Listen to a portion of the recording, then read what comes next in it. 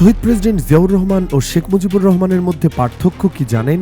সাধারণ কোনো মানুষ নয়, দুই ব্যক্তির পার্থক্যই নিরূপণ করে গেছেন কথাসাহিত্যিক হুমায়ূন আহমেদ। বাংলা সাহিত্যের এই জাদুকর জিয়াউর রহমানকে যতটা সৎ বলেছেন, শেখ মুজিবের ততটাই সমালোচনা করেছেন। এই দুই ব্যক্তি নিয়ে কি বলেছিলেন হুমায়ূন আহমেদ, আজকের ভিডিওতে সেসব জানব। হুমায়ূন আহমেদ তার বিখ্যাত দেয়াল উপন্যাসে লিখেছেন, শুক্রবার ভোরে প্রেসিডেন্ট জিয়া নাস্তা খাচ্ছিলেন।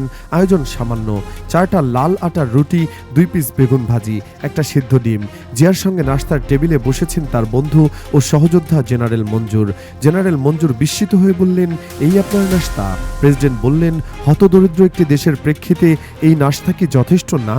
জিয়াউর রহমানের 5 বছরের শাসনে প্রতি মাঘের শেষে বর্ষণ হয়েছিল কিনা তা কেউ হিসাব রাখেনি। তবে এই 5 বছরের কোনো প্রাকৃতিক দুর্যোগ হয়নি, অতি বর্ষণের বন্যা, না খরা না জলোচ্ছ্বাস। দেশের কাপড়ের অভাব কিছুটা দূর হলো, দ্রব্যমূল্য লাগাম ছাড়া হলো না। বাংলাদেশের নদীতে প্রচুর ইলিশ মাছ ধরা পড়তে লাগলো। বাংলাদেশের মানুষ মনে করতে লাগলো অনেকদিন পর তারা এমন এক রাষ্ট্রপ্রধান পেয়েছেন যিনি সৎ। নিজের জন্য বা নিজের আত্মীয় স্বজনের জন্য টাকা পয়সা লুটপাটের চিন্তা তার মাথায় নেই, বরং তার মাথায় আছে দেশের জন্য চিন্তা। তিনি খাল কেটে দেশ বদলাতে চান। জিয়া মানুষটা সৎ ছিলেন, এতে কোনো সন্দেহ নেই। লোক দেখানোর সৎ না, আসলেই সৎ। তার মৃত্যুর পর দেখা গেল জিয়া পরিবারের কোনো সঞ্চয় নেই। হুমায়ূন আহমেদের লেখায় আরও উঠে আসে তারিখ 30 মে রাত 11টা। জিয়া প্রাণ হারান তার একসময়ের সাথী জেনারেল মঞ্জুরের পাঠানো ঘাতক বাহিনীর হাতে। বলা হয়ে থাকে, জেনারেল মঞ্জুর তার রূপবতী স্ত্রী দ্বারা পরিচালিত ছিলেন। এই স্ত্রী মঞ্জুরের শেষ দিন পর্যন্ত তার সঙ্গী ছিলেন।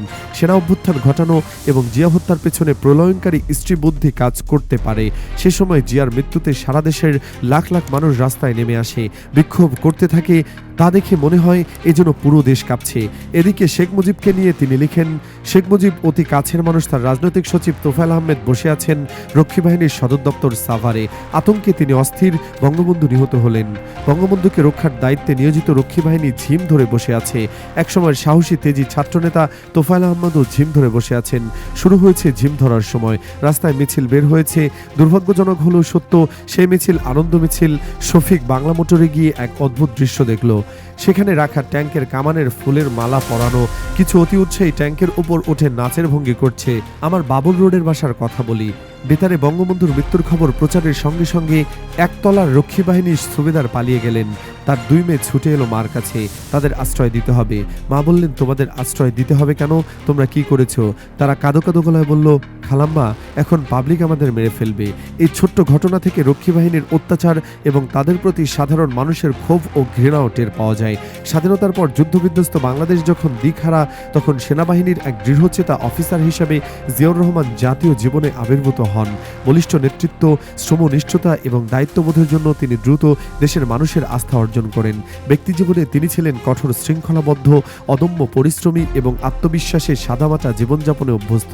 রাষ্ট্রপতি হওয়ার পরেও তার এই ব্যক্তিগত সততা ও সংযম বিস্ময়করভাবে বজায় ছিল। জিয়ার ঘনিষ্ঠদের বর্ণনায় দেখা যায়, তিনি নিজের পরিবার বা ব্যক্তিগত স্বার্থকে কখনো রাষ্ট্রীয় কাজে প্রাধান্য দেননি, বরং রাষ্ট্রের স্বার্থকেই সর্বোচ্চ আসনে রেখেছিলেন। তার এই নৈতিক দৃঢ়তাই তাকে বাংলাদেশের রাজনীতিতে সৎ, পরিশ্রমী এবং কঠোর প্রশাসনিক নেতা হিসেবে পরিচিত করে তোলে। ক্ষমতার কেন্দ্রবিন্দুতে থেকেও তিনি কখনো বিলাসী জীবন বা ক্ষমতার দাপট দেখাননি, বরং দেশকে এগিয়ে নেওয়ার সৎ ইচ্ছা সবসময় তাকে চালিত করেছে। জিয়াউর রহমানের নেতৃত্বের সবচেয়ে উল্লেখযোগ্য দিক ছিল তার অসাধারণ নিষ্ঠা ও দায়িত্ববোধ।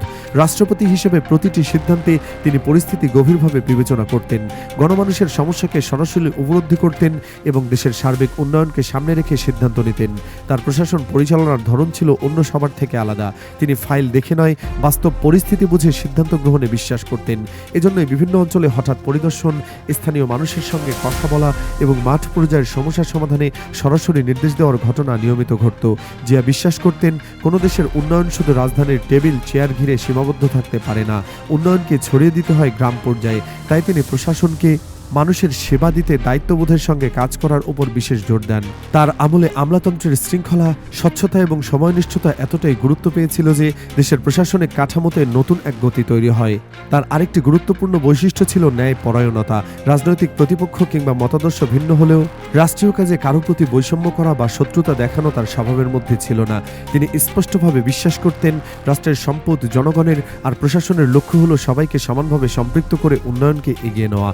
বিভিন্ন রাজনৈতিক ধারা, বিভিন্ন অঞ্চলের নেতাকর্মী, প্রশাসনের ভিন্ন মতের কর্মকর্তা সবাই তার কাছে সমান গুরুত্ব পেতেন। তিনি জাতীয় ঐক্যকে অত্যন্ত গুরুত্ব দিতেন এবং মনে করতেন ভাঙন নয়, জনগণের শক্তিকে একত্রিত করলেই দেশ এগিয়ে যায়। বিশেষ করে তার বাংলাদেশি জাতীয়তাবাদ ধারণা এই ন্যায়পরায়ণতা থেকে উদ্ভূত, যেখানে প্রত্যেক নাগরিকের পরিচয়, অধিকার ও সম্মান সমান হওয়ার বার্তা ছিল সুস্পষ্ট।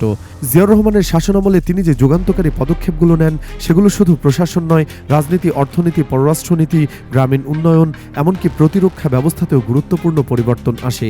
প্রথমত, তিনি বহুদলীয় গণতন্ত্র পুনঃপ্রবর্তন করেন, যা স্বাধীনতার পর স্থবির রাজনৈতিক পরিবেশে নতুন প্রাণ সঞ্চার করে। দমবন্ধ রাজনৈতিক অচলাবস্থা ভেঙে তিনি সংবাদপত্র, রাজনৈতিক দল এবং মত প্রকাশের সুযোগকে প্রসারিত করেন। বহু বছর নিষিদ্ধ থাকা দলের কার্যক্রম চালুর অনুমতি দিয়ে তিনি রাজনীতিকে প্রতিদ্বন্দ্বিতাপূর্ণ ও বহুমাত্রিক গণভিত্তিক করে তোলেন। এতে নেতৃত্ব উঠে আসে দেশের বিভিন্ন প্রান্ত থেকে। কেন্দ্রভিত্তিক এলিট রাজনীতির বাইরে তৈরি হয় এক নতুন রাজনৈতিক গতিশীলতা। অর্থনৈতিক মোড়ে জিয়া ছিলেন সাহসী, বাস্তববাদী এবং কর্মমুখী। তিনি বুঝিয়েছিলেন দু একটি খাত নয়, অর্থনীতিকে বহুমুখী করতে হবে। তাই তিনি কৃষিভিত্তিক অর্থনীতিকে আধুনিকীকরণ করেন, সেচ ব্যবস্থা উন্নত করেন, গ্রামের রাস্তাঘাট, যোগাযোগ ও খাদ্য উৎপাদন ব্যবস্থায় ব্যাপক পরিবর্তন আনেন। বিখ্যাত গ্রামীণ ভিত্তিক উন্নয়ন মডেল তার সময়ে বাস্তবে রূপ নেয়। খাদ্যে স্বয়ংসম্পূর্ণতাকে তিনি রাষ্ট্রীয় অগ্রাধিকারের তালিকায় শীর্ষে রাখেন, যার ফলে কৃষি খাতে বিপ্লব ঘটে এবং উৎপাদন উল্লেখযোগ্য হারে বাড়ে। একই সঙ্গে তিনি বাণিজ্যিক খাতকে উন্মুক্ত করেন, প্রবাসী শ্রম বাজারের দরজা খুলে দেন, রেমিটেন্সকে অর্থনীতির কেন্দ্রস্থলে নিয়ে আসেন। আজ বাংলাদেশের অর্থনীতিতে রেমিটেন্স যে গুরুত্বপূর্ণ ভূমিকা রাখে তার ভিত্তিপ্রস্তর জিয়াই স্থাপন করেছিলেন। পররাষ্ট্রনীতি পরিচালনায় তিনি ছিলেন অত্যন্ত কৌশলী, বিচক্ষণ এবং দূরদর্শী। ঠান্ডা যুদ্ধের উত্তাল সময়ে তিনি বাংলাদেশকে একপাক্ষিক নির্ভরতার বাইরে এনে বহুমাত্রিক কূটনীতির পথে নিয়ে যান। মধ্যপ্রাচ্যের দেশগুলোর সঙ্গে সম্পর্ক উন্নয়ন, দক্ষিণ এশিয়ায় আঞ্চলিক সহযোগিতার ভিত্তি স্থাপন, ওআইসিতে সক্রিয় ভূমিকা সবই ছিল তার সময়ের বৈশিষ্ট্য। তিনি লুক ইস্ট পলিসির অন্যতম প্রাথমিক ভিত্তি স্থাপন করেন, দক্ষিণ পূর্ব এশিয়ায় বাংলাদেশকে নতুনভাবে পরিচিত করেন।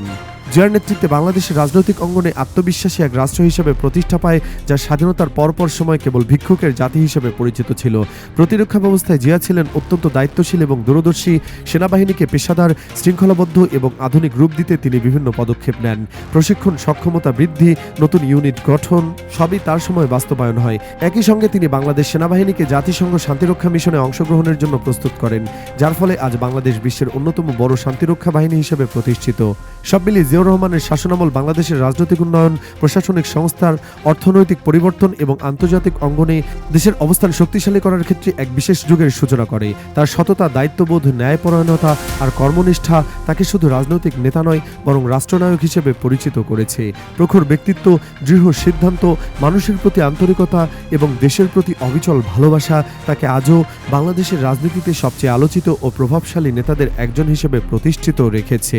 উন্নয়ন, বহুদলীয় রাজনীতি, অর্থনৈতিক পুনর্জাগরণ ও প্রশাসনিক শৃঙ্খলার যে ভিত্তি তিনি রেখে যান, তা এখনও বাংলাদেশের রাষ্ট্রযাত্রায় গভীর প্রভাব ফেলছে।